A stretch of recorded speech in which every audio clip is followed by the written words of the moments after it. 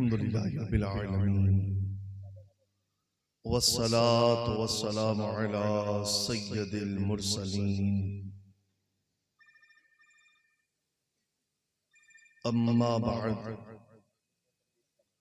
فاعوذ باللہ من الشیطان الرجیم بسم اللہ الرحمن الرحیم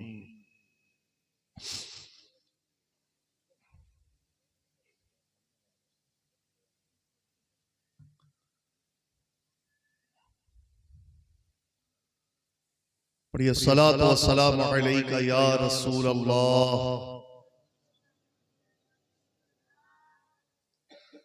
وعلی آلک واصحابک یا حبیب اللہ الصلاۃ والسلام علیک یا نبی اللہ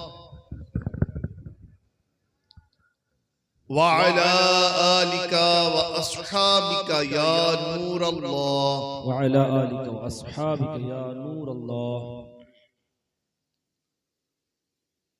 تاجدار رسالت مالک کوثر و جنت مصطفیٰ جان رحمت شمع بزم ہدایت صلی اللہ تعالی علیہ وآلہ وسلم پر درود شریف پڑھنے کے بے شمار فضائل و برکات ہیں۔ حدیث مبارکہ کی کتابیں درود پاک کے فضائل سے مالا مال ہیں۔ آئیے بڑی ہی پیاری فضیلت سننے کی سعادت حاصل کرتے ہیں۔ نبی پاک صاحب لولاک سیاح افلاک صلی اللہ تعالی علیہ وآلہ وسلم کا فرمان مغفرت نشان ہے، جو مجھ پر 50 مرتبہ درود پاک پڑھے گا، جو مجھ پر 50 مرتبہ 50 ٹائمز درود پاک پڑھے گا، بروز قیامت میں اس سے مصافحہ کروں گا۔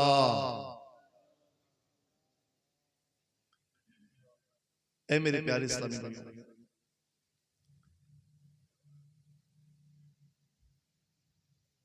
یہ کوئی چھوٹی موٹی فضیلت نہیں ہے، بلکہ بہت بڑی سعادت ہے۔ نبی پاک صلی اللہ علیہ وسلم سے مصافحہ ہو جانا یہ بہت بڑی سعادت ہے۔ اس کو یوں سمجھے، دنیا میں ایک بندہ جو ہے وہ بڑا پریشان رہتا ہے،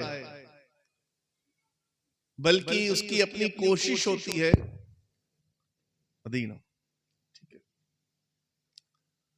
بلکہ اس کی اپنی کوشش ہوتی ہے کہ وہ پرسنالٹیز جو ہوتی ہیں، شخصیات،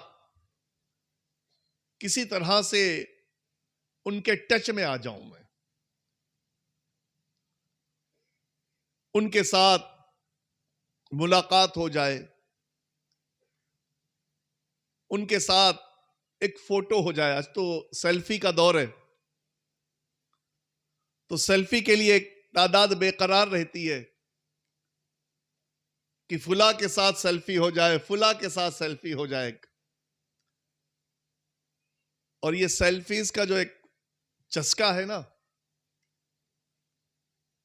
علماء جلوہ فرمائے، دنیا داروں کا تو ایک الگ معاملہ ہے، لیکن سیلفی کے معاملے میں دینداروں کو بھی چھوڑا نہیں جاتا۔ ایک دور تھا جب علماء سے ملاقاتیں ہوتی تھیں، صلحاء سے ملاقاتیں ہوتی تھیں، نیک لوگوں سے جب ملاقاتیں ہوتی تھی، لوگ دعاؤں کے لیے کہتے تھے حضرت دعا کر دیجئے۔ آج پہلی فرصت میں جب ملاقات ہوتی تو کہتے ہیں سر ایک سیلفی لے لیں آپ کے ساتھ، مولانا صاحب کے ساتھ ایک سیلفی۔ آج جو ہے وہ سیلفی کا دور ہے، بندہ جو ہے نا وہ سیلفیز کے لیے لگا ہوا ہے۔ حالانکہ جب نیک لوگ ملے تو ان سے دعاؤں کے لیے کہنا چاہیے کہ آپ ہمارے لیے دعا کریں. بہرحال دکھاوا اور بہت ساری چیزیں جو نا وہ اس میں شامل ہیں. سیلفی تو ایک الگ ہی بیان، ایک ٹاپک ہی ہے پورا سیلفی. پھر وہ سیلفیز کہاں کہاں لے کے جاتی ہیں اور بندے سے کیا کیا کرواتی ہیں. تو دنیا کا ایک معمول ہے کہ وہ پرسنالٹیز کے ساتھ جو ہے نا وہ ٹچ ہونا چاہتی ہے اور یادگار رکھنا چاہتی ہے. اب ذرا غور فرمائیں کہ کتنی بڑی سعادت ہوگی کہ میدان محشر میں پبلک کتنی ہوگی؟ کوئی اندازہ لگا سکتا ہے میدان محشر میں پبلک کتنی ہوگی؟ تو پتا چلا سارے کے سارے میدان محشر میں ہی ہوں گے بھائی. حضرت آدم علیہ السلام سے لے کر جتنے آئے اور قیامت تک جتنے آئیں گے یہ سب ایک میدان میں جمع ہوں گے، ایک جگہ جمع ہوں گے، اور شفاعت فرمانے والی ذات ایک ہی ہوگی اور وہ میرے حضور کی ہوگی، ہے نا.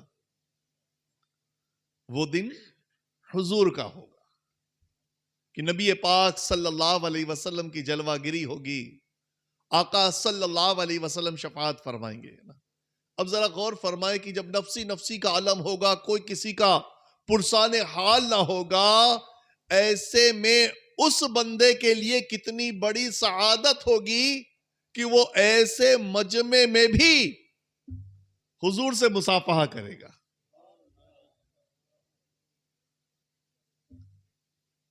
کتنی بڑی سعادت ہوگی کہ آقا صلی اللہ علیہ وسلم سے مصافحہ، shake hand with great personality of the world, دنیا کی سب سے عظیم ہستی میرے آقا صلی اللہ علیہ وسلم کی ذات، ان کے ساتھ مصافحہ. سبحان اللہ عز و جل. اور مصافحہ ہوگا تو کیا ہوگا؟ نبی پاک صاحب لولاک صلی اللہ، ظاہر سی بات ہے مصافحہ تو ہاتھ سے ہاتھ ملتا ہے نا، تو حضور کے ہاتھوں سے جب ہاتھ مس ہو جائے گا، ٹچ ہو جائے گا، تو کیا ہوگا؟ اب ذرا غور فرمائے کہ جس ہاتھ سے حضور کا ہاتھ مس ہو جائے، اس کے لیے میں آپ کو ایک واقعہ سناتا ہوں. ایک صحابی رضی اللہ تعالیٰ عنہ، غالباً حضرت انس رضی اللہ تعالیٰ عنہ کا واقعہ ہے کہ آپ کے پاس ایک رومال یا دسترخوان کچھ تھا، تو جب وہ میلا ہو جاتا تو وہ کیا کرتے؟ ہمارے ہاں جب کوئی چیز میلی ہو جاتی تو ہم اس کو صابن سے دھوتے ہیں، واشنگ مشین میں ڈالتے ہیں. ان کی واشنگ مشین نرالی تھی، وہ اس کپڑے کو تنور میں ڈالتے تھے، آگ میں ڈالتے تھے، اور کپڑا نہیں جلتا تھا بلکہ صاف ہو کر نکل آتا تھا. پوچھا لوگوں نے کہ اے صحابی رسول، یہ کیا معاملہ ہے؟ آپ کا کپڑا جلتا نہیں ہے. کہتے ہیں کہ ایک مرتبہ نبی پاک صاحب لولاک سیاح افلاک صلی اللہ تعالی علیہ وآلہ وسلم نے اس کپڑے سے اپنے ہاتھ مبارک پوچھے تھے، اس کو کہتے ہیں نا، ٹچ کیے تھے، چھوئے تھے. اس کپڑے کو شرف ملا حضور کے ہاتھوں کا بوسہ لینے کا. تو اس کپڑے کو یہ یوں سمجھے کہ کرامت مل گئی کہ یہ کپڑا اب آگ میں جا کر صاف ہو جاتا ہے لیکن جلتا نہیں ہے. اب یہاں جو بتانے کا مقصد ہے کہ ایک کپڑے کو جب نبی پاک صاحب لولاک صلی اللہ علیہ وسلم کا مبارک ہاتھ لگ جائے تو دنیا کی آگ اسے نہ جلائے. تو ذرا غور فرمائیں کہ جب امتی کے ہاتھ حضور کے ہاتھوں سے ٹچ ہو جائیں گے، مس ہو جائیں گے، تو انشاءاللہ اسے جہنم کی آگ نہیں جلائے گی انشاءاللہ عز و جل. ہاتھ ٹچ ہو جائیں گے نا. اب ایسا تو ہو نہیں سکتا کہ ہاتھ جنتی باقی جسم جہنمی، ہاتھ جنت میں جائے باقی جسم جہنم میں جائے، ایسا تو نہیں ہو سکتا. تو ہاتھ کے صدقے پورے جسم کو جنت مل جائے گی انشاءاللہ. کس کی برکت سے؟ درود پاک کی برکت سے، حضور صلی اللہ علیہ وسلم کے مبارک ہاتھوں کے مس ہو جانے کی برکت سے. الحمدللہ عز و جل. تو جہنم سے بچے گا اور جنت میں داخلہ ہوگا انشاءاللہ عز و جل. شاعر کہتے ہیں آقا کا گدا ہوں اے جہنم تو بھی سن لے. آقا کا گدا ہوں اے جہنم تو بھی سن لے. آقا کا گدا ہوں اے جہنم تو بھی سن لے. وہ کیسے جلے جو کہ غلام مدنی ہو. وہ کیسے جلے جو کہ غلام مدنی ہو. میں گدائے مصطفیٰ ہوں میری عظمتیں نہ پوچھو. مجھے دیکھ کر جہنم کو بھی آ گیا پسینہ. آقا کا گدا ہو اے جہنم تو بھی سن لے. سارے بولو آقا کا گدا ہو اے جہنم تو بھی سن لے. جلے جو کہ غلام مدنی ہو. وہ کیسے جلے جو کہ غلام مدنی ہو. سبحان اللہ سبحان اللہ. تو اتنی بڑی سعادت، اتنی بڑی سعادت کیسے مل رہی ہے؟ کتنے مرتبہ درود پڑھنا ہے؟ 50 مرتبہ. کتنے بار پڑھنا ہے؟ 50 ٹائم 50 مرتبہ.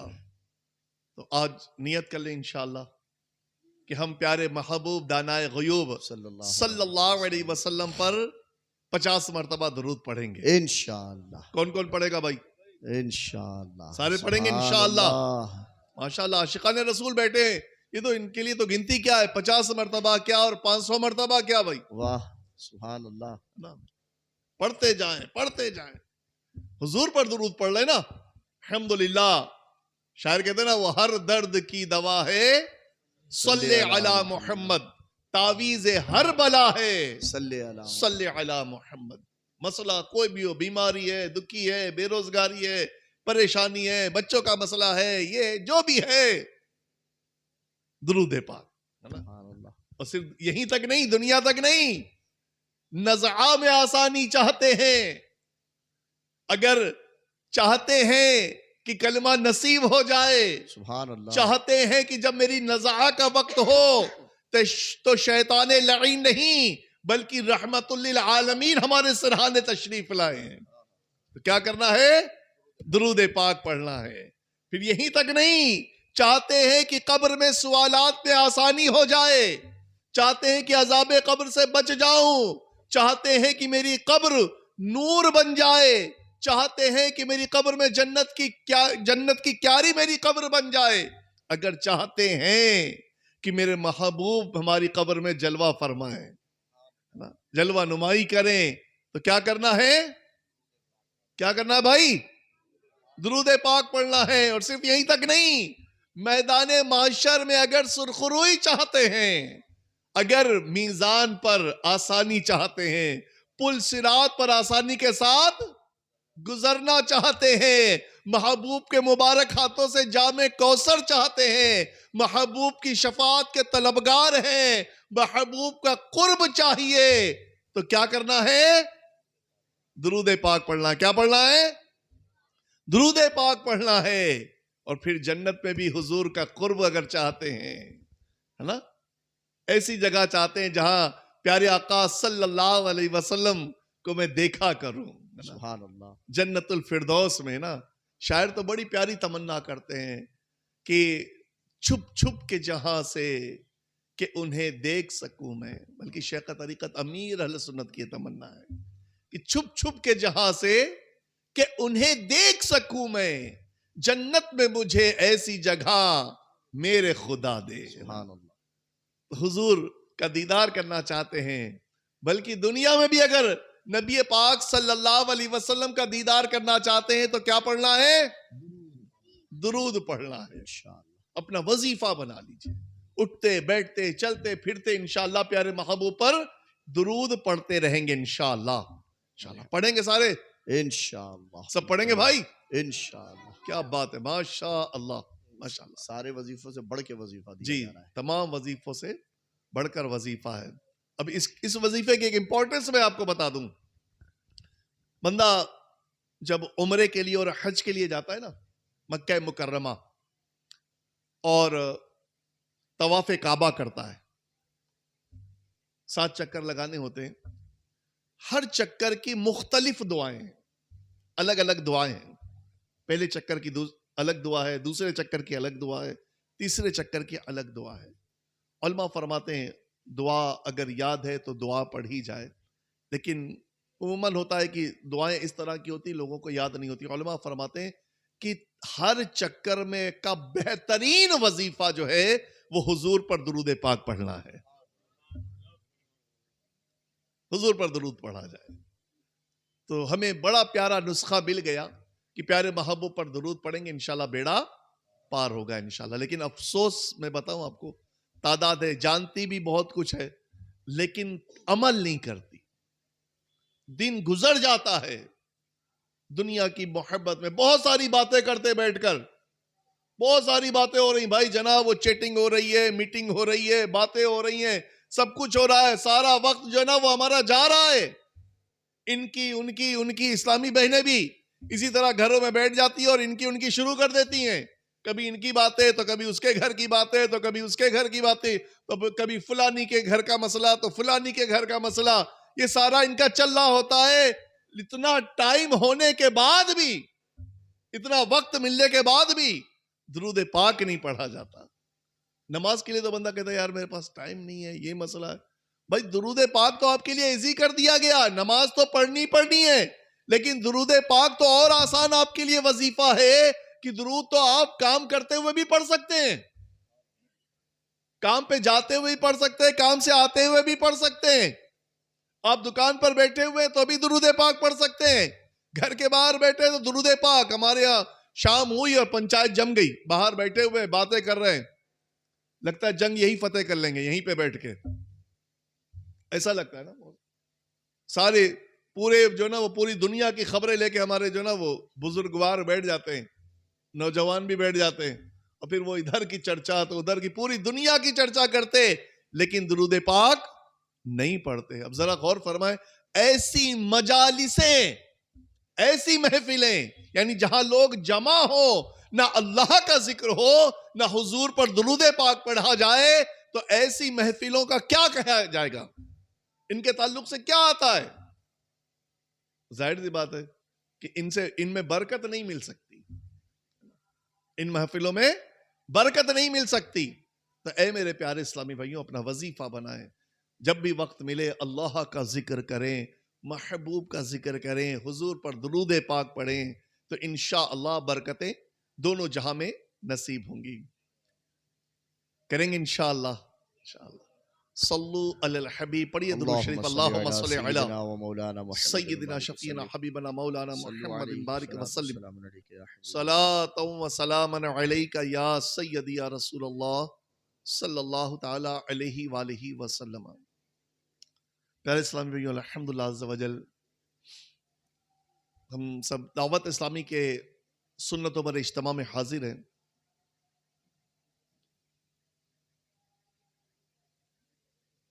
نیت بھی کر لیں اچھی کہ انشاءاللہ عز و جل ہم اچھی نیتوں کے ساتھ اس سنتوں پر اجتماع میں شرکت کریں گے. جس قدر نیتیں زیادہ اس قدر ثواب بھی زیادہ. نیت کیجئے کہ اللہ پاک کی رضا پانے اور ثواب کمانے کے لیے بیان سنوں گا انشاءاللہ عز و جل. آخری بیان ہے، اس کے بعد انشاءاللہ صلاۃ و سلام ہوگا. تو نیت کر لیجئے کہ پورا بیان مکمل سنوں گا. بیان یعنی علم دین کی تعظیم کرتے ہوئے بیان سنوں گا انشاءاللہ عز و جل. بعد اب بیٹھوں گا، توجہ کے ساتھ سنوں گا، جو سنوں گا اس پر عمل کی کوشش کروں گا، دوسروں تک بھی پہنچاؤں گا. دوران بیان گفتگو سے اور موبائل فون وغیرہ سے بچوں گا انشاءاللہ عز و جل. تو انشاءاللہ برکتیں نصیب ہوں گی. مزید حسب حال نیتیں کی جا سکتی ہیں. ہمارے منچ پر علماء کرام ہیں، حفاظ ہیں، ان کی زیارت بھی کریں کہ یہ بھی باعث برکت ہے الحمدللہ عز و جل. تو ان کی زیارت بھی کروں گا اور موقع ملا تو ان سے مصافحے کی سعادت بھی حاصل کروں گا. یہ بہت ساری نیتیں جو ہے نا وہ ہم کر سکتے ہیں. جتنی زیادہ نیتیں ہوں گی آپ کی اتنا زیادہ ثواب آپ کو انشاءاللہ نصیب ہوگا. بلند آواز سے درود پاک پڑھیں. اللہم صلی علی سیدنا مولانا محمد بارک وسلم صلاۃ و سلام علیک یا سیدی یا رسول اللہ صلی اللہ تعالی علیہ وآلہ وسلم. پیارے اسلامی بھائیو، الحمدللہ عز و جل مبارک مہینہ ربیع الاخر یہ جاری و ساری ہے. عاشقان غوث اعظم اس مبارک مہینے کو ربیع الغوث بھی کہتے ہیں، اور اس لیے کہتے ہیں کہ اس مہینے کو نسبت ہے ولیوں کے سردار حضور سیدنا عبد القادر جیلانی، شیخ عبد القادر جیلانی رحمت اللہ تعالی علیہ کی بڑی 11ویں شریف سے. تو آپ کا یوم منایا جاتا ہے. اس مہینے کو نسبت ہے غوث اعظم رحمت اللہ تعالی علیہ سے. اور پوری دنیا میں یعنی جن کو اللہ نے توفیق دی وہ تو بغداد پہنچ گئے ہے نا، اور غوث پاک کی بارگاہ میں حاضر ہو کر 11ویں منا رہے ہیں وہاں اور دعائیں کر رہے ہیں. ورنہ تو غوث پاک کے چاہنے والے کہاں نہیں. الحمدللہ پوری دنیا میں میرے غوث کی 11ویں منائی جاتی ہے الحمدللہ ہے نا. بلکہ جس طرح سے میلاد یہ پورے سال گردش کرتا رہتا ہے، ایسے ہی 11ویں بھی پورے سال گردش کرتی رہتی ہے نا. کون سا ایسا مہینہ ہوتا ہے جس میں 11ویں نہیں کی جاتی ہو ہے نا. ہر مہینے 11ویں کے دیوانے تو ایسے بس پوچھو مت، ایسے 11ویں کے دیوانے. اور الحمدللہ عز و جل اس کی برکتیں بھی ہمیں نصیب ہوتی ہیں. 11ویں کرنے والوں کو اس کی برکتیں ملتی ہیں اللہ کے فضل سے الحمدللہ عز و جل. تو یہ مبارک مہینہ غوث اعظم رحمت اللہ تعالی کے ذکر کا مہینہ ہے، ان کی یاد منانے کا مہینہ ہے، ان کا چرچا کرنے کا مہینہ ہے، ان کی عظمت سمجھنے سمجھانے کا مہینہ ہے. اور اولیاء اللہ سے اپنا رشتہ، اپنا کنیکشن اور مضبوط کرنے کا مہینہ ہے یہ، کہ ہم اولیاء اللہ سے اپنا کنیکشن اور مضبوط کریں اور ان کا قرب ہمیں مل جائے اور ان کی نزدیکی مل جائے اور ان کی توجہ ہو جائے تو انشاءاللہ ہمارا بیڑا پار ہوگا انشاءاللہ عز و جل. اور پھر ہم کن کی 11ویں مناتے ہیں؟ جن کو بڑی فضیلتوں سے نوازا گیا ہے. جس طرح سے ہم نے میلاد منایا، میرے آقا صلی اللہ علیہ وسلم کو اللہ تبارک و تعالیٰ نے وہ مرتبہ عطا فرمایا کہ تمام انبیاء کا آپ کو سردار بنایا گیا. ایسے ہی میرے غوث اعظم رحمت اللہ تعالی علیہ کو تمام اولیاء کا سردار بنایا گیا. اولیاء کا سردار.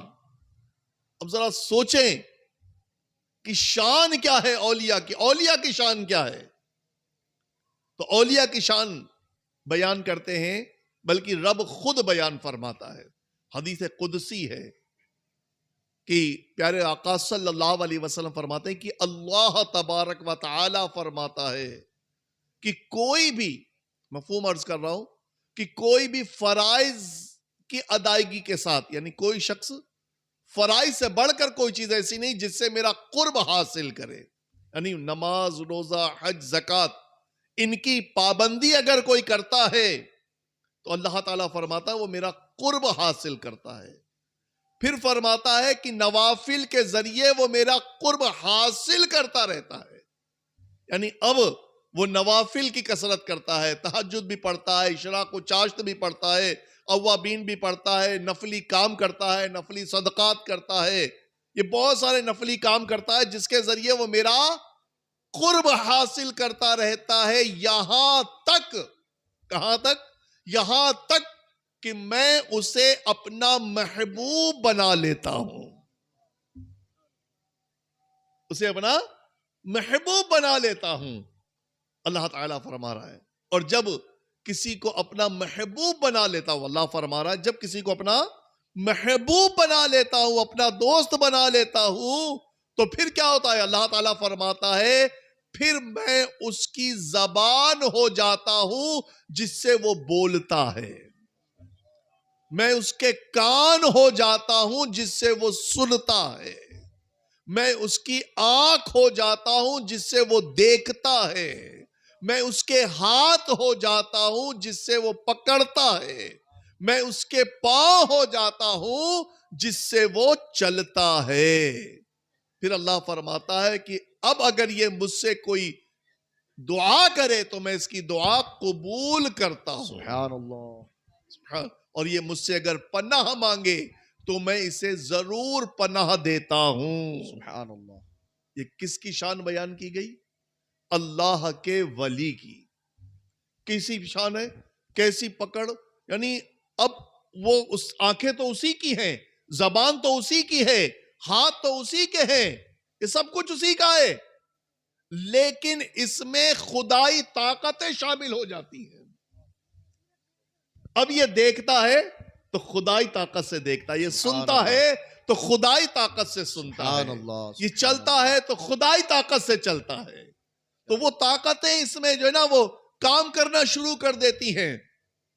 یعنی یہ اتنا بڑا مرتبہ کس کا؟ اللہ کے ولی کا. اور صرف یہی نہیں بیان کیا گیا، پہلے یہ بیان کیا گیا کہ جس نے میرے کسی ولی سے دشمنی کی میں اسے اعلان جنگ دیتا ہوں. اللہ. یعنی جس کو میں اپنا دوست بنا لیتا ہوں، اب اگر کوئی ان سے دشمنی کرے، اولیاء اللہ سے دشمنی کرے، تو میں اسے اعلان جنگ دیتا ہوں. اللہ اللہ. یہ شان ہے اللہ کے ولی کی. اللہ کے ولی کی شان یہ ہے. تو سوچیں جب ولی کی شان یہ ہے تو ولیوں کے سردار کی شان کیا ہوگی؟ سبحان اللہ. ولیوں کی سردار کی شان کیا ہوگی؟ اعلیٰ حضرت کیا فرماتے ہیں؟ واہ کیا مرتبہ اے غوث ہے بالا تیرا. واہ کیا مرتبہ اے غوث ہے بالا تیرا. واہ کیا مرتبہ اے غوث ہے بالا تیرا. اونچے اونچوں کے سروں سے قدم آنا تیرا. اونچے اونچوں کے سروں سے قدم آنا تیرا. اعلیٰ حضرت فرما رہے ہیں کہ واہ کیا مرتبہ ہے غوث ہے بالا تیرا. یعنی کتنا اونچا مرتبہ ہے. اونچے اونچے جو اس زمانے کے اونچے اونچے تھے ان سے بھی آپ کا قدم اعلیٰ ہے. سبحان اللہ. سبحان اللہ. اور سر بھلا کیا کوئی جانے کہ ہے کیسا تیرا. سر بھلا کیا کوئی جانے کہ ہے کیسا تیرا. سر بھلا کیا کوئی جانے کہ ہے کیسا اولیاء ملتے ہیں آنکھیں، وہ ہے تلوار تیرا، اولیاء ملتے ہیں آنکھیں، وہ ہے تلوار تیرا۔ یہ شان ہے میرے غوث اعظم کی، یوں تو الحمدللہ علماء غوث اعظم رحمت اللہ تعالی کے فضائل، آپ کی شان بیان کرتے رہتے ہیں اور کتابیں بھری ہوئی ہیں غوث پاک کے فضائل سے۔ اے میرے پیارے اسلامی بھائیوں، آج غوث پاک کے خاندان کا بھی کچھ ذکر کرتے ہیں انشاءاللہ، کیونکہ جب کوئی ہستی فیمس ہوتی ہے نا اور مشہور ہوتی ہے اور بلند و بالا ہوتی ہے تو پھر اس کا خاندان بھی دیکھا جاتا ہے کہ خاندان کیسا ہے، ان کی پرورش کرنے والے، ان کے پاس رہنے والے لوگ کیسے ہیں۔ تو میرے غوث اعظم رحمت اللہ تعالی کا جو خاندان تھا یہ اشراف کا خاندان، سادات گھرانہ، اور تقریباً اس گھرانے میں سب اللہ کے ولی ہی تھے۔ جی، آپ کے دادا، آپ کے والد، آپ کی والدہ، آپ کی پھوپھی، آپ کے نانا، سب ولایت کے منصب پر فائز تھے، اور بلکہ آپ کے والد صاحب کا واقعہ تو بڑا عجیب ہے۔ آپ کے والد کا نام حضرت ابو صالح موسیٰ جنگی دوست رحمت اللہ تعالی علیہ۔ سبحان اللہ۔ آئیے پہلے ان کا واقعہ سنتے ہیں، یعنی والدین کے تعلق سے سنتے ہیں، سنا بھی آپ نے بہت بار ہوگا، لیکن انشاءاللہ اس کے مدنی پھول بھی سننے اور چننے کی سعادت حاصل کریں گے انشاءاللہ۔ غوث اعظم رحمت اللہ، دیکھیں گھرانہ کیسا ہے نا، اور والدین کیسے ہیں۔ غوث پاک رحمت اللہ تعالی علیہ کے والد گرامی، ابھی شادی نہیں ہوئی ہے، جوان ہیں، اور جوانی کے عالم میں عبادت کا اور ریاضت کا یہ عالم ہے کہ آپ اللہ کے ذکر میں، اللہ کی یاد میں نکل جاتے اور خوب اللہ کا ذکر کرتے ہوئے ویرانوں میں اور علاقوں میں گزرتے چلے جاتے۔ ایک مرتبہ ایسے ہی آپ ذکر خدا میں مگن جا رہے تھے، ایک ندی کے کنارے کنارے آپ کا گزر ہو رہا تھا، بھوک لگی تو کیا دیکھتے کہ وہ ندی میں جو ہے نا وہ ایک سیب آ رہا ہے بہتا ہوا، آپ نے اسے اٹھایا اور کھا لیا، اٹھا کر کھا لیا۔ اب چونکہ تھے خوف خدا والے اور علم بھی تھا، کھانے کے بعد احساس ہوا کہ یہ کس کا سیب تھا جو میں نے کھا لیا، میں نے تو بغیر اجازت کے کھا لیا، مجھے ایسا نہیں کرنا چاہیے تھا۔ تو اب فکر لاحق ہوئی کہ سیب ہے کس کا، تو سیب جس سمت سے آ رہا تھا اس سمت چل پڑے، یعنی دریا یوں جا رہا ہے اس کے اپوزٹ چلے کہ سیب ادھر سے آ رہا بہتا ہوا، چلیں ادھر دیکھتے ہیں کہاں سے آ رہا ہے سیب۔ اب یہ اس دریا کے کنارے کنارے کنارے کنارے چلتے جا رہے ہیں، ایک باغ آیا اور باغ تھا سیب کا، ڈالیں اس کی دریا میں لٹکی ہوئی تھی، یہ سمجھ گئے کہ یہ سیب کا باغ ہے اور یہیں سے جو ہے وہ سیب گرا ہوگا اور مجھ تک پہنچا، چلیں باغ مالک سے ملتے ہیں۔ تو جو باغ مالک سے جب باغ کے اندر انٹری کی، باغ کے مالک سے ملاقات کی، تو وہ حضرت عبداللہ صومعی رحمت اللہ تعالی علیہ کا باغ تھا۔ ملاقات ہوئی اور کہنے لگے کہ علی جا، وہ میں نے جو ہے وہ بے خیالی میں سیب کھا لیا ہے، آپ کے باغ کا ہی لگتا ہے، آپ برائے کرم جو ہے نا وہ معاف کر دیجئے۔ حضرت عبداللہ صومعی رحمت اللہ تعالی غور کرنے لگے کہ آخر کیسا خوف خدا والا بندہ، ایک سیب معاف کروانے کے لیے اتنی دور سے چل کر میرے باغ میں آ گیا۔ حالانکہ لوگ اس طرح نہیں کرتے، آج ہمارے ہاں تو بہت ساری چیزیں لوگ، آج مطلب دور ہے نا، وہ مونگ پھلی لینے جاتے ہیں تو 250 گرام مونگ پھلی لیں گے اور 4-5 تب تک کی توڑ لیتے خود ہی ہاتھوں ہاتھ، پوچھتے بھی نہیں ہیں ہے نا. راشن کی دکان پہ گئے تو چاول اور کچھ لے رہے, تب تک کہ وہ چاول کے کچھ دانے تو گیہوں کے کچھ دانے یہ منہ کے اندر چلے جاتے. پوچھا جاتا نہیں, پوچھا جاتا نا, کوئی اجازت نہیں لیتا, چل رہا ہے. شکر کے کچھ دانے چلے گئے. یہ تو چھوٹی چھوٹی باتیں ہیں, یہ چھوٹی چھوٹی باتیں. ہم تو ہمارے یہاں تو سیب کیا فصلیں ڈکار لیتے لوگ, حالت ایسی ہے. اور مطلب یوں سمجھے کہ ڈکار بھی نہیں آتی, ہضم کر جاتے ہیں, ہضم کر جاتے ہیں. اور فصلیں تو فصلیں, کھیت کے کھیت کھا جاتے بھائی. لوگوں کی جائیدادیں ہڑپ لیتے, لوگوں کی زمین دبا لیتے, لوگوں کے پیسے دبا لیتے. یہ حال ہے ہمارے یہاں. اور یہ کیسے خوف خدا والے کہ ایک سے معاف کروانے کے لیے آ گئے. تو آج ہمارا حال جو ہے نا وہ اس کا بالکل برعکس ہے.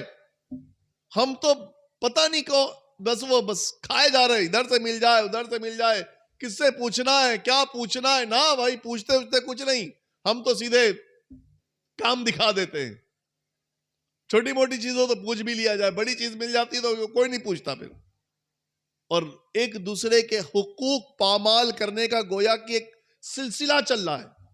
بندہ ایک دوسرے کے حق مار رہا ہے, بھائی بھائی کا حق مار رہا, بھائی بہن کا حق مار رہا. یہ عجیب کنڈیشن ہے ہمارے یہاں.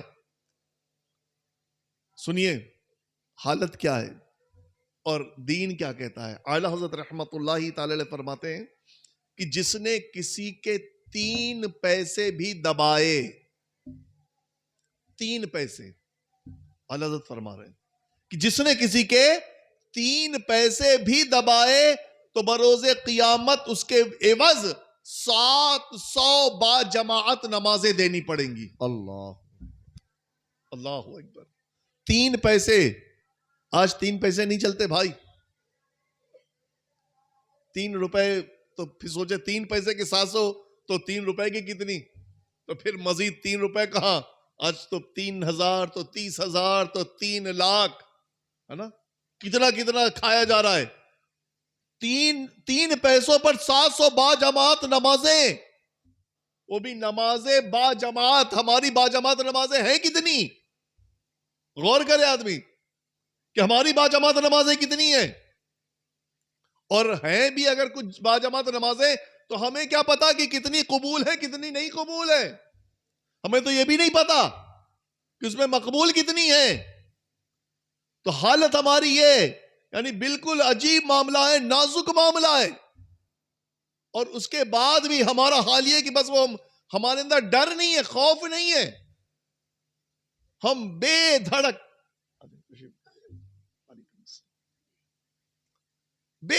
جو ہے نا وہ لوگوں کی رقمیں کھاتے چلے جا رہے ہیں, ظلم و زیادتیاں کرتے چلے جا رہے ہیں.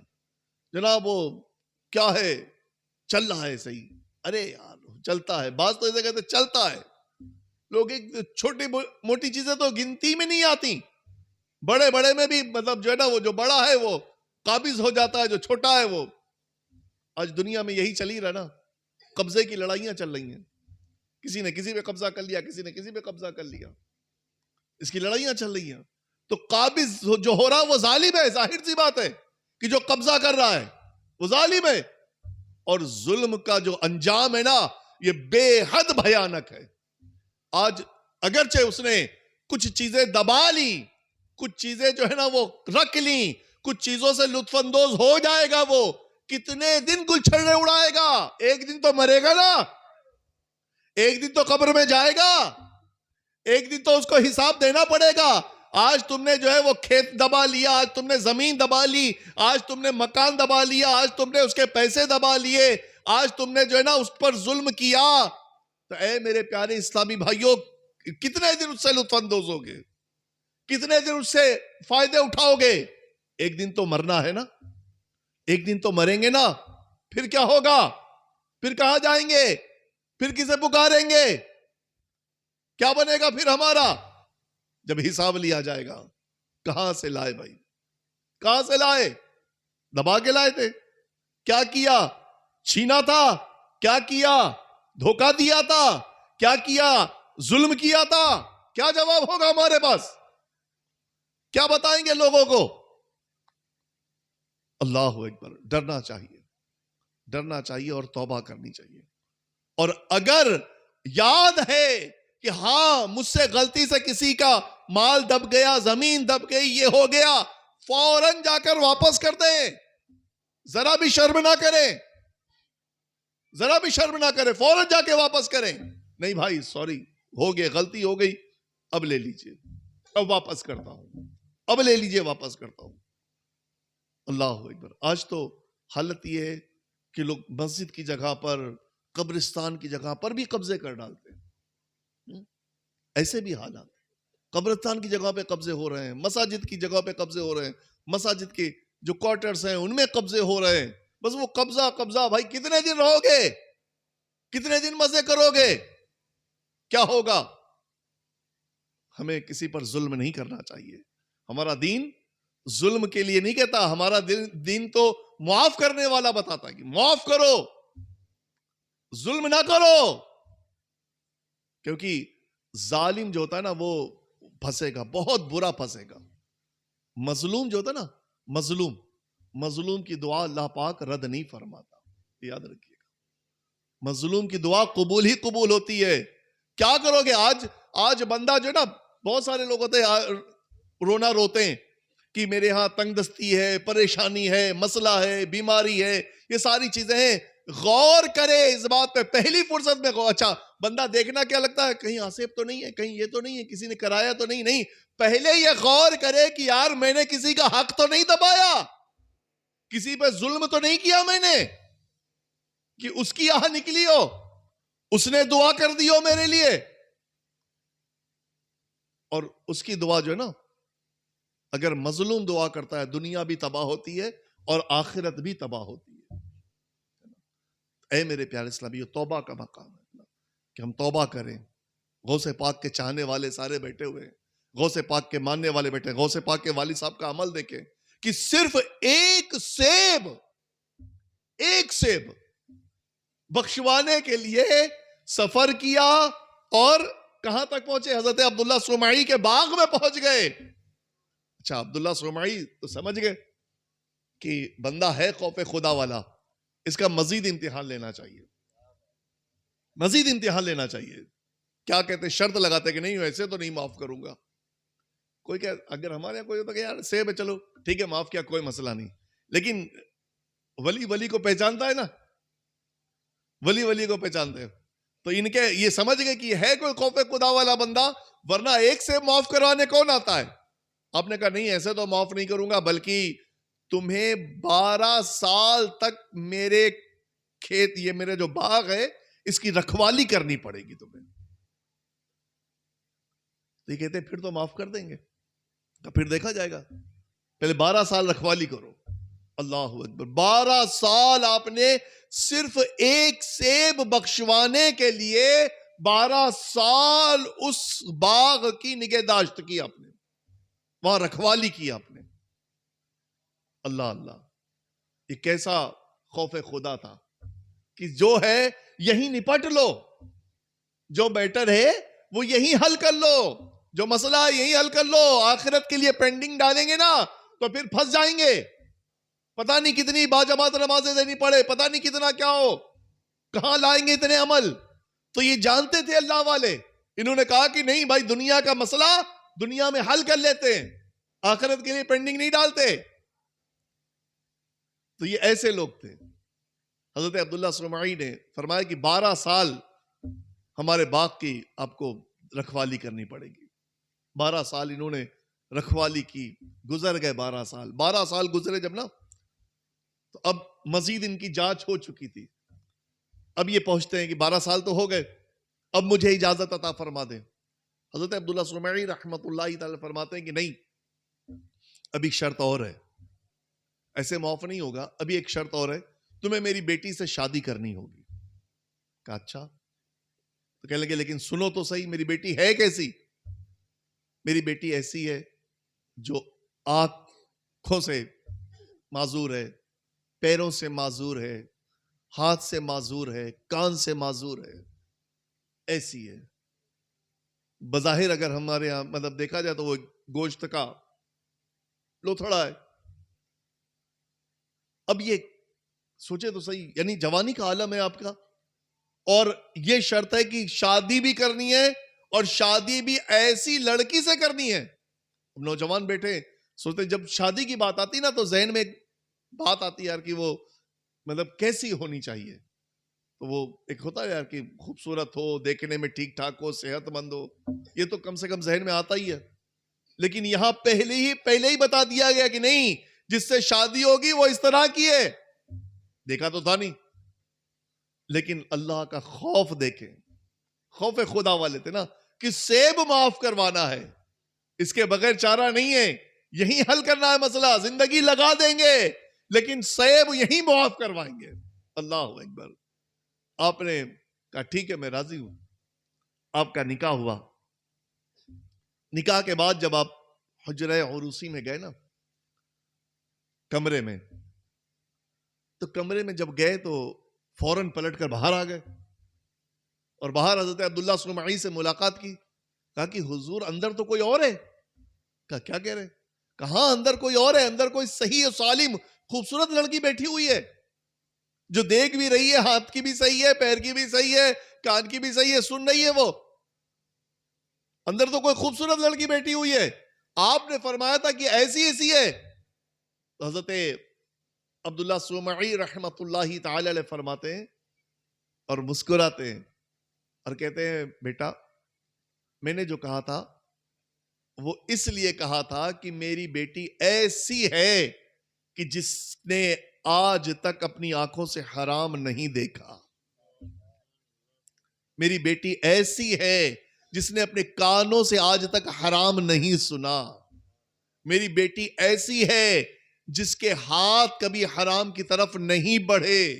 میری بیٹی ایسی ہے جو حرام کی طرف چل کر نہیں گئی. اس لیے میں نے اس انداز سے کہا تھا جاؤ اور اپنی زوجہ کے ساتھ زندگی بسر کرو. اے میرے پیارے اور محترم اسلامی بھائیو، یہ کون ہے؟ یہ حضرات کون ہے؟ یہ ہے میرے غوث پاک کے والدین. اللہ اکبر. اب ذرا غور فرمائیں کہ جب ایسا تقوی والد میں اور ایسی متقیہ آپ کی والدہ ہوں گی اور یہ جب گھرانہ اتنا بہترین گھرانہ ہوگا تو پھر بیٹا کیا ہوگا؟ غوث اعظم ہے نا. یقیناً میرے غوث اعظم رحمت اللہ تعالی کو جو ملا والدین کی طرف سے ایک بڑا حصہ ملتا ہے نا، ظاہر سی بات ہے کہ بڑا اثر آتا ہے تربیت کا، بہت اثر ہوتا ہے تربیت کا. اور جیسا ماں باپ کرتے بچے بھی ویسے ہی کرتے. جب غوث پاک رحمت اللہ تعالی علیہ مدرسے گئے تو آپ نے بسم اللہ الرحمن الرحیم کے ساتھ 18 پارے سنا دیے. جب پوچھا گیا نا کہ کس نے کہا، دیکھیں والدین کی تربیت میں بتا رہا ہوں آپ کو، ماں باپ کی تربیت کیا ہوتی ہے. جب پوچھا گیا تو یہی بتایا کہ میری ماں قرآن پڑھا کرتی تھی، میں جب شکم مادر میں تھا وہ 18 پارے کی حافظہ تھی، قرآن پڑھتی رہتی تھی، میں نے سن کر یاد کر لیا.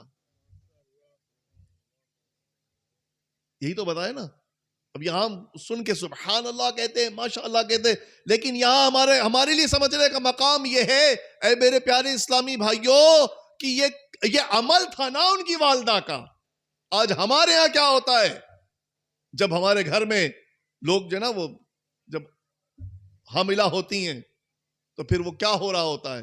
کیا قرآن پڑھا جا رہا ہوتا ہے؟ کیا تسبیح پڑھی جا رہی ہوتی ہے؟ درود پاک پڑھا جا رہا ہوتا ہے؟ تو ہمارے ہاں تو وہ پتا چلا پریگننٹ بھی ہیں اور فلمیں ڈرامے چل رہے ہیں، گانے باجے دیکھے جا رہے ہیں، تو جناب وہ موبائلوں پر جو نا وہ سیریلز دیکھے جا رہے ہیں، تو جناب یہ ہو رہا ہے تو وہ ہو رہا ہے. ہمارے ہاں یہ ہو رہا ہے. اب جب ہو رہا ہے تو پھر کچھ اور ہی ہو رہا ہے، تو پھر کچھ اور ہی ہو رہا ہے. پھر وہ جو رزلٹ آتا ہے وہ بھی کچھ اور ہی ہوتا ہے. تو پتا چلتا ہے بچہ بھی 2 سال کا، 1 سال کا، 3 سال کا جب بولنا سیکھا تو پھر وہ بول کیا رہا ہے؟ وہ گانے گنگنا رہا ہے. بعضوں کیا تو گالیاں باقاعدہ سکھائی جاتی ہیں، بیٹا گالی بک. وہاں اولاد کی نعمت عطا فرمائیے. اب ہماری ذمہ داری کہ ہم اس کی تربیت کریں، ہم اس کی بہترین تربیت کریں. لیکن افسوس کہ ہمارے ہاں تو بس تربیت کے نام پر کیا ہوتا ہے، وہ جناب ٹی وی کے سامنے جاتا ہے. اور چھوٹا ہے بھی تھوڑا سا بڑا ہوا کیا کیا، موبائل پکڑا دیا. یار بہت روتا ہے، بہت تنگ کرتا ہے، اس کو موبائل دے دو. موبائل دے دیا, بچہ خوش ہو گیا, وہ موبائل میں لگا ہوا ہے, کارٹون دیکھ رہا ہے, جب تک چھوٹا ہوتا ہے کارٹون دیکھتا ہے, پھر کارٹون سے آگے بڑھ جاتا ہے, پھر وہ ریلز دیکھنا شروع کر دیتا ہے, ریلز کے آگے بڑھتا ہے, سیریل دیکھنا شروع کر دیتا ہے, فلمیں دیکھنا شروع کر دیتا ہے, پھر وہ رات 1-2 بجے تک جناب آن لائن رہتا ہے, تو جناب وہ پتہ نہیں کہاں چیٹنگ کر رہا ہے, کہاں میٹنگ کر رہا ہے. پھر ہمیں ابا کہتے ہیں یار اب تو ہاتھ سے نکل گیا, اب کیا ہو سکتا ہے, تو ہو کیسے سکتا, ہاتھ سے نکلا کیسے, نکالا گیا باقاعدہ نا, تو نکلا ہاتھ سے, ایسے کیسے نکل گیا ہاتھ سے.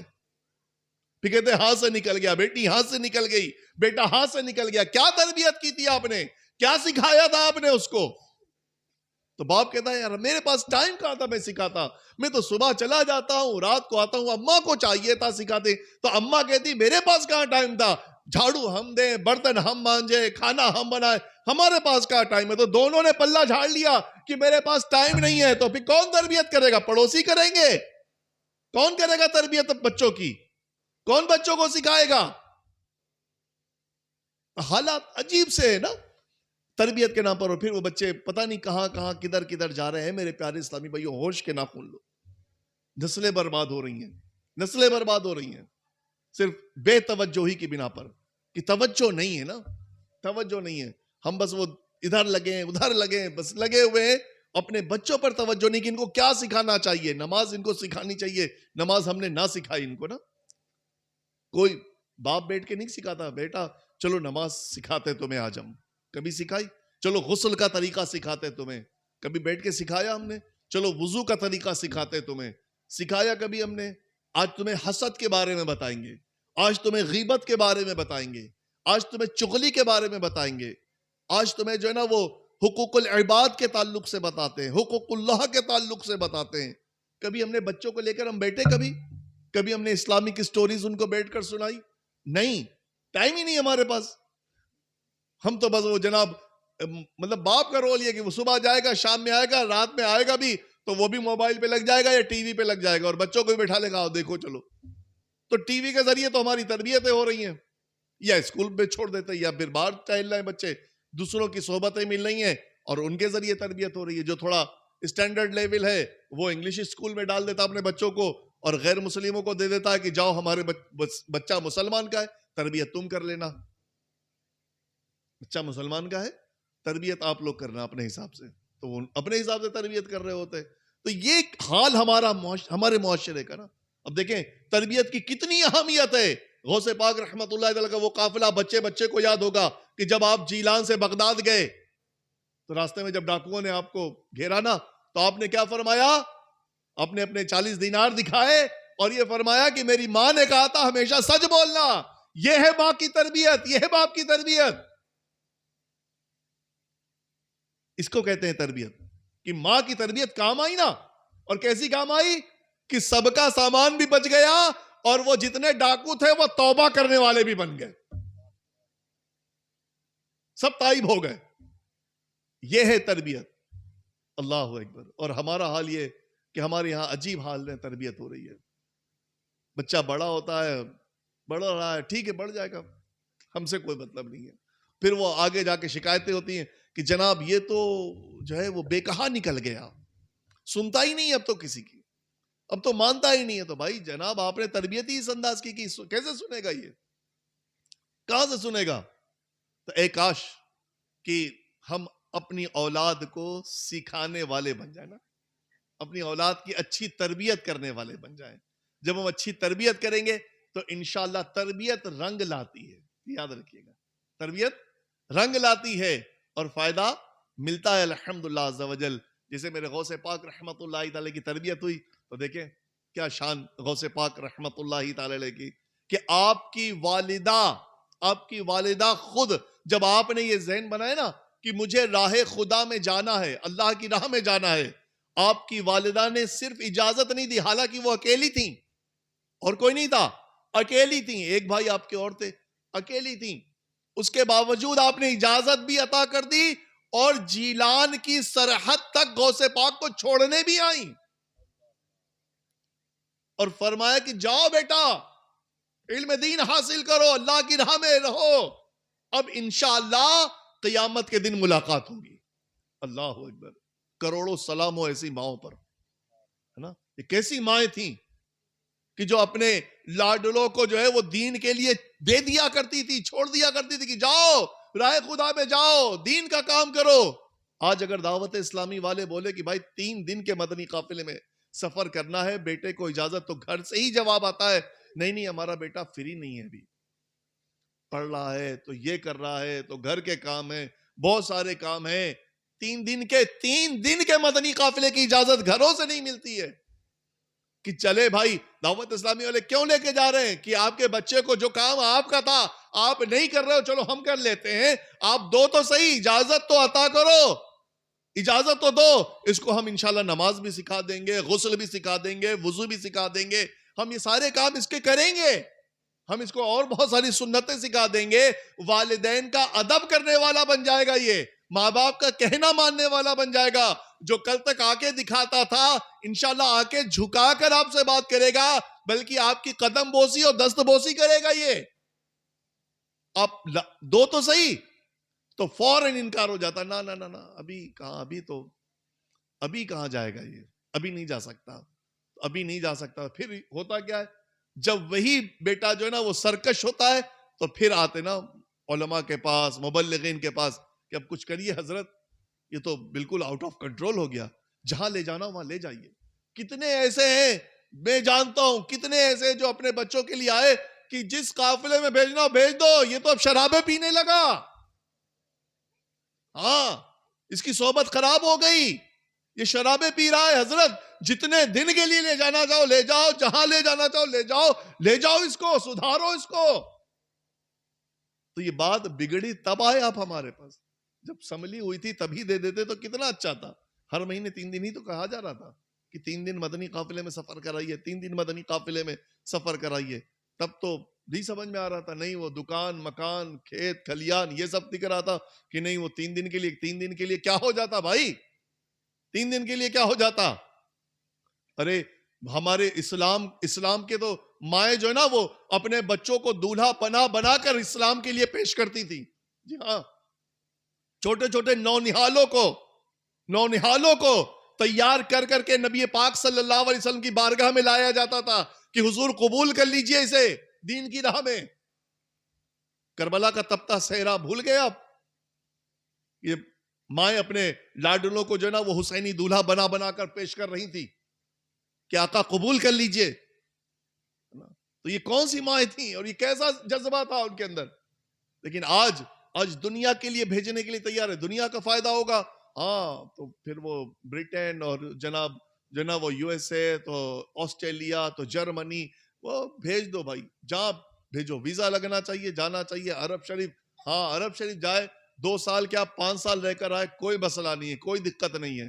مدنی قافلے میں جائے گا تو مسئلہ ہو جائے گا. نہیں پیارے اسلامی, جذبہ بیدار کیجئے انشاءاللہ. میرے غوث اعظم رحمت اللہ علیہ جانتے ہیں کیسا سفر کیا.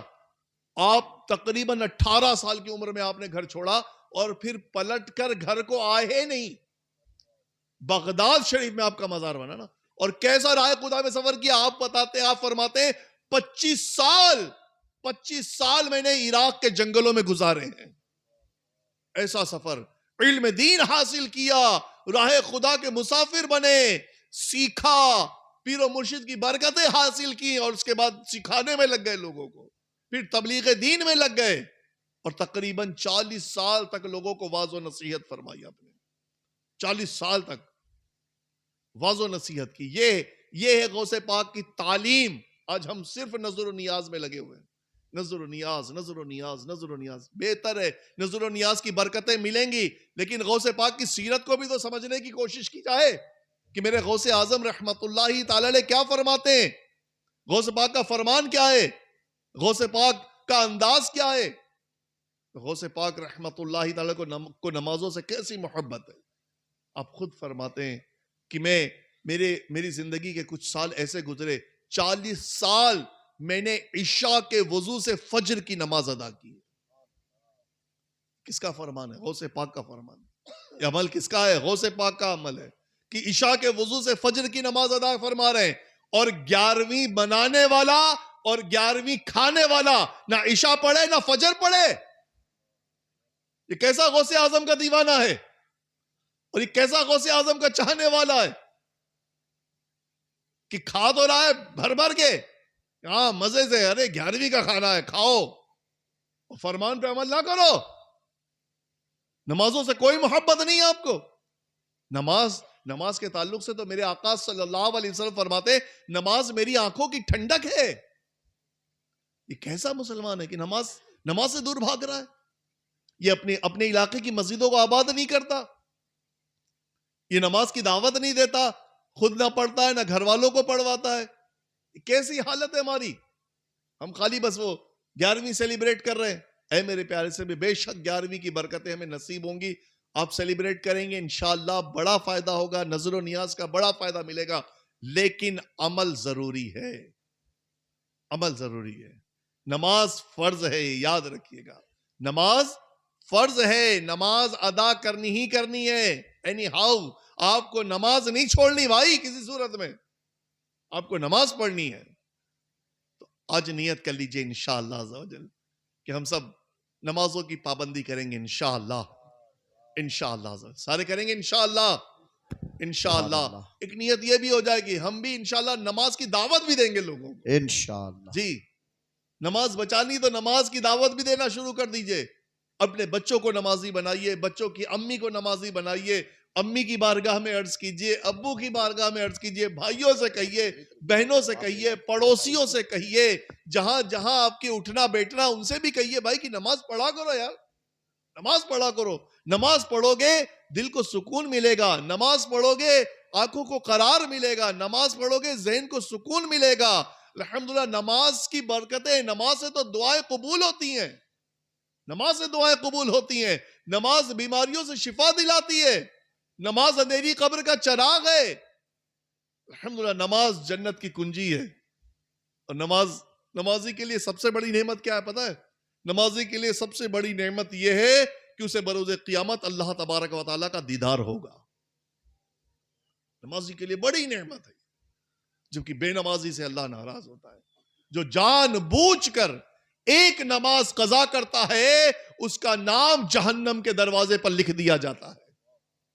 ایک نماز قضا کرے جہنم کے دروازے پر اس کا نام لکھا جاتا ہے. اب نام لکھنا کوئی معمولی بات نہیں ہے. جس کی نیم پلیٹ جہاں لگی ہوتی ہے سمجھا یہ جاتا ہے کہ گھر اسی کا ہے نا. نیم پلیٹ لگی ہے تو گھر اسی کا ہے. تو اللہ نہ کرے کہ نماز قضا کرنے کے سبب جہنم میں نیم پلیٹ لگ جائے ہماری، پھر کیا کریں گے؟ ایک نماز قضا کرنے پر اللہ اللہ. اور یہاں تو پتہ نہیں کتنی نمازیں قضا ہو رہی ہیں. شاعر کہتے ہیں کر لے توبہ رب کی رحمت ہے بڑی، کر لے توبہ رب کی رحمت ہے بڑی، قبر میں ورنہ سزا ہوگی کڑی. اے میرے پیارے اسلامیوں لہٰذا توبہ کر لیں. اب بندہ سوچتا ہے یار بہت سارے گناہ ہو گئے اب کیا، چلو اب چھوڑو اب تو عادی ہو گئے. نہیں، توبہ کر لیں بھائی، توبہ کر لیں. بہت سارے ایسے جنہوں نے اپنی زندگی میں توبہ کی ہے نا، بہت سارے ایسے جنہوں نے توبہ کی نیک بن گئے الحمدللہ عز و جل. نیکوں کی صحبتیں اختیار کر لی انہوں نے توبہ کر کے. دعوت اسلامی کا دینی ماحول آپ کے درمیان ہے. ایک تعداد ہے ایسے لوگوں کی جو کل تک جو ہے نا وہ فلمیں، ڈرامے، گانے باجے دیکھا کرتے تھے، طرح طرح کے فیشن کے متوالے تھے. الحمدللہ عز و جل جب ان کو نیکی کی دعوت دی گئی تو اللہ کے فضل سے انہوں نے توبہ بھی کی اور نیک بنے. اور صرف نیکی نہیں بنے بلکہ نیکی کی دعوت عام کرنے والے بن گئے الحمدللہ. ہم بھی نیت کریں انشاءاللہ کہ ہم بھی لوگوں میں نیکی کی دعوت کو عام کریں گے انشاءاللہ عز و جل، انشاءاللہ تبارک و تعالی. اے میرے پیارے سے یہی میسج، یعنی 11ویں کا میسج ہی یہی ہے. غوث اعظم رحمت اللہ تعالی سچی عقیدت اور محبت ہے تو صرف نظر نیاز تک محدود نہ کیا جائے، اپنی عقیدت اور محبت کا اظہار کیا جائے کہ یا غوث اعظم ہم آپ کو چاہتے ہیں، ہم آپ کو مانتے ہیں، ہم آپ کے ماننے والے ہیں. ہم انشاءاللہ عز و جل، ہم انشاءاللہ تبارک و تعالی آپ کے فرمان پر بھی عمل کریں گے انشاءاللہ. آپ کی سیرت مبارکہ کو سمجھیں گے بھی اور اس پر عمل کی بھی کوشش کریں گے انشاءاللہ عز و جل. تب تو سچے غوث اعظم کے دیوانے سمجھے جائیں گے. تو آج کے سنتوں پر اجتماع میں آپ نیت کریں انشاءاللہ کہ ہم سب نے اس طرح 11ویں منانی ہے انشاءاللہ کہ نمازوں کی پابندی بھی کرنی ہے اور 11ویں بھی کرنی ہے. الحمدللہ عز و جل ہم میلاد والے بھی ہیں، ہم نماز والے بھی ہیں، ہم نیاز والے بھی ہیں، نماز والے بھی ہیں. تو ہم الحمدللہ ہم تہوار سب جو شریعت ہمیں بتاتی ہے اور علماء اہل سنت جو ہمیں فرماتے ہیں ہم سارے سیلیبریٹ بھی کرتے ہیں، اور ساتھ ہی ساتھ الحمدللہ عز و جل ہم نمازوں کی پابندی بھی کرتے ہیں، ہے نا. تو یہی ہمارا طریقہ ہے، یہی ہم علماء فرماتے ہیں، یہی ہماری کتابوں میں ہے، اور ہمیں اس کو فالو کرنے کی کوشش کرنی چاہیے انشاءاللہ. ساتھ ہی ساتھ اچھی صحبت پانے کے لیے ظاہر سی بات ہے ایک اچھی صحبت کے لیے اچھا ماحول ہونا ضروری ہے. علماء کی صحبت جوائن کی جائے، مبلغین کی صحبت جوائن کی جائے. دعوت اسلامی کا دینی ماحول آپ کے درمیان ہے، دعوت اسلامی کے دینی ماحول سے وابستہ ہو جائیے. ماشاءاللہ آپ کے علاقے کے ہی بچے جامعۃ المدینہ میں پڑھ رہے ہیں، ماشاءاللہ عالم بن رہے ہیں. آج ہمارے بچے کہاں جا رہے ہیں، کدھر جا رہے ہیں؟ تو کچھ تو بھائی نکالے نا، عالم بنائے، حافظ بنائے، مبلغ بنائے، دین کا کام کرنے والے بنائے اپنے بچوں کو. بھائی کچھ تو نکالے، ورنہ خاندان کا بنے گا کیا؟ پتہ چلتا پورا کا پورا خاندان ہے. ہاں بھائی بہت بڑا باس کہتے ہیں ہمارا بہت بڑا خاندان ہے. خاندان میں ڈاکٹر ہیں، ہاں ڈاکٹر ہیں، انجینئر، ہاں ہمارے خاندان میں انجینئر بھی ہیں. خاندان میں عالم ہے، بولے نہیں یار عالم تو نہیں ہے کوئی. بغیر عالم کے خاندان چلے گا کیسے؟ ہر گلی میں ایک ڈسپنسری ہونی چاہیے، ہر محلے میں ایک ڈسپنسری. چاہتے آپ کہ یار ایک میڈیکل سینٹر تو ہو، کوئی تو ڈاکٹر ہو، رات برات کوئی مسئلہ ہو کہ کہاں جائیں گے؟ ایک ڈاکٹر کی تو آپ کو حاجت لگتی ہے کہ ہاں کوئی مسئلہ ہوا تو کہاں جائیں گے. عالم کی حاجت نہیں لگتی ہے آپ کو کہ یار عالم کی صحبت بھی چاہیے، عالم بھی ہمارے محلے میں ہونا چاہیے. ایک نہیں بلکہ اللہ کرے امیر السلطنت کی خواہش ہے کہ گھر گھر عالم ہو، گھر گھر عالم ہو. ہم نیت کریں انشاءاللہ کہ ہم علماء کی صحبتیں بھی جوائن کریں گے اور اپنی نسلوں کو علم دین سے وابستہ کریں گے انشاءاللہ، ہے نا. عالم بنائیں گے، حافظ بنائیں گے، مبلغ بنائیں گے، دعوت اسلامی کے مدنی قافلوں کا مسافر بنائیں گے انشاءاللہ. جی ہاں، دعوت اسلامی بڑے بڑے کورسز بھی کرا رہی ہے الحمدللہ. 63 دن کا کورس ہوتا ہے، باقاعدہ تربیتی کورس ہوتا ہے جس میں خاص تربیت کی جاتی ہے. تو اس میں اپنے بچوں کو بھیجیں. دعوت اسلامی الحمدللہ عز و جل مدنی قافلہ کورس کراتی ہے. دعوت اسلامی نماز کورس کراتی ہے جس میں نماز سکھائی جاتی ہے. سبحان اللہ. جی ان میں بھیجیں. بہت حاجت ہے دین کے کام کی، بہت زیادہ حاجت ہے. آپ علاقے دیکھیں گے جا کر تو پتا چلے گا یار کتنی زیادہ ضرورت ہے یہاں دین کے کام کی. گاؤں گاؤں میں مسجدیں ہیں لیکن نمازی نہیں ہے، نمازی ہیں تو نمازیں نہیں آتی ہیں. عجیب کنڈیشن ہے ہماری، کہیں غسل نہیں آتا، وضو نہیں آتا، بہت دین کی کمی ہے. اور پھر اس کے بعد پھر عجیب معاملات ہو جاتے ہیں ہمارے. تو اللہ خیر کرے، ہمارے حال پہ رحم فرمائے. اے میرے پیارے اسلامیوں، آج کے سنتوں پر اجتماع میں آپ آئیں، نیت کر کے جائیں انشاءاللہ کہ ہم علم دین حاصل کریں گے اور انشاءاللہ دوسروں کو بھی سکھائیں گے. اللہ پاک ہم سب کو عمل کی توفیق عطا فرمائے. آمین بجاہ النبی الامین صلی اللہ علیہ وسلم. صلو علی الحبیب صلی اللہ صلی اللہ تعالی تعالی علی علی محمد. محمد. ماشاءاللہ خوشخبری یہ ہے کہ کل صبح یہاں سے 3 دن کا مدنی قافلہ ہمارے مولانا ادریس صاحب سفر کرائیں گے انشاءاللہ. ماشاءاللہ جی اگر اسلامی بھائی نیت کریں اور 3 دن کے لیے مدنی قافلے میں سفر کرے تو یہ ماشاءاللہ مولانا ادریس صاحب شاید وہ آگے ماشاءاللہ یہ 3 دن کا مدنی قافلہ سفر کرائیں گے. اور اس کے بعد آگے چھٹیاں آ رہی ہیں جس میں تہوار ہیں آگے.